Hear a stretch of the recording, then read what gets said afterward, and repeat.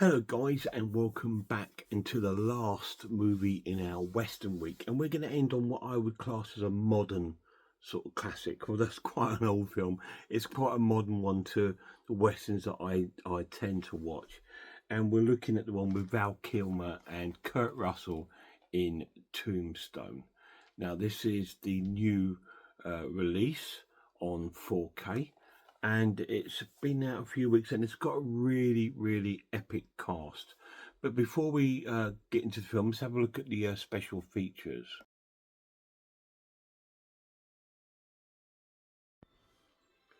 So this is the main menu of the Blu-ray. Now the special features are on the Blu-ray, so you have to put the Blu-ray disc in. It's got a 4K and a Blu-ray, but you have to put in the Blu-ray for the special features. So we'll have a little look. We've got the making of Tombstone, director's original storyboard, trailers and TV spots, and down the bottom you've got a thing called sneak peek of other things I believe that are coming to Blu-ray. So that is the special features on Tombstone. So once again, as you can see, there is a couple of little things in it, but nothing major, because it is a produced by like a major company, this one. So you're not going to get sort of like second sight sort of content, but there we go, still got something. So let's get to the story. So this is based on a new up and coming sort of town in old school America, and the town's called Tombstone. And we have three brothers that are wanting to restart up there and restart their life. We've got Wyatt Earp, who's retired from the from being in the sort of the police or sheriff, in whatever you want to call it.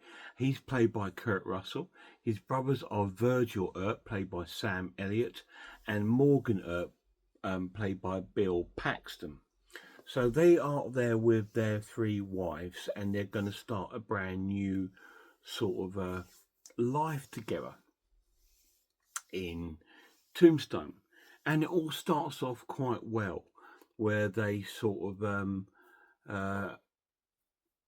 well, straight away Wyatt Earp stands his ground and sort of overtakes this bar that's not really used by anyone, because it's used by like a lot of violence, and he sort of helps them sort that out, and he becomes like the host there of the gambling, if you like, and he takes 25% of the bar takings. So they've already sort of established that, but he wants to create like a racetrack and stuff like this, which is something that they want to do. Now this is all kind of put on hold because the whole town is sort of run by cowboys, if you say, and the cowboys in this stage were looked upon as villainous. If you was a cowboy, you were a villain. And once our three brothers come to the town, they meet up with an old friend called Doc Holliday, who's played by Val Kilmer. And he sort of plays as a sort of, I don't know his sort of character. He's a gambler, a drinker, and all this sort of thing. And they keep getting pestered by the cowboys, who's run by Johnny Ringo, played by Michael Biehn, who you might know him from the first Terminator film. There are other stars that appear throughout the film. We have an old ranch hand later in the film, Henry Hooker, played by Charlton Heston. So he turns up. And there's loads of sort of like other sort of characters in the film, which I'm going to try and remember. I'm not very good at this sort of stuff, so give me a second. There's a love interest, although he's married. His wife, Mattie Earp, played by Dana Wheeler Nicholson, is a or was it Louisa Earp, played by Lisa Collins? I think it's Louisa Earp by Lisa Collins. She's she's into drugs and opium, and she apparently dies later in the film of a drug overdose. So other stars that appear in this film, we do have um, Billy Bob Thornton starring as Johnny Tyler, and we have Mr. Henry Portrait with serial killer Michael Hooker in it as Sherman McMasters, who become sort of deputies to our good guys. They are cowboys, but they switch hands after the cowboys try and attack the wives. Like I said, there's a love interest in that called Josephine, played by Diana Delaney, and I'm not going to spoil how that ends, sort of thing. But yeah, there's all these sort of wonderful, wonderful characters in the film. Um, I'm just trying to remember if there's anyone else. Oh yes, of course, you mustn't forget Billy Zane's in the film.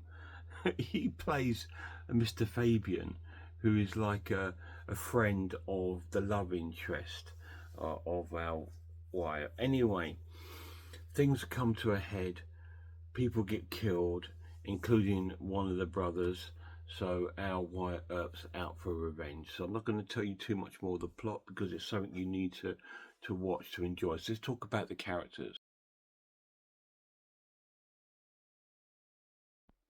So the three brothers are absolutely awesome. Sam Elliott, he's made for westerns, isn't he? He really is. Yes, Kurt Russell is too, with his sort of his moustache. Maybe I should shave this off and have a Kurt Russell moustache, but he looks pretty awesome in this. And so does Bill Paxton, God rest his soul. I think we lost him last year, wasn't it? Um, he's really cool. But I've got to give a shout out to Billy Zane's character because he was really cool in this film.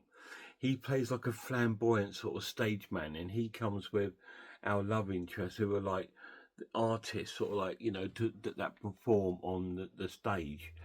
And so I've got to hand it to him. He played the role really, really well, and it was really, really cool. And the villains, you know, I've got to give a hand out to them because they were also really good. Ringo was particularly cool.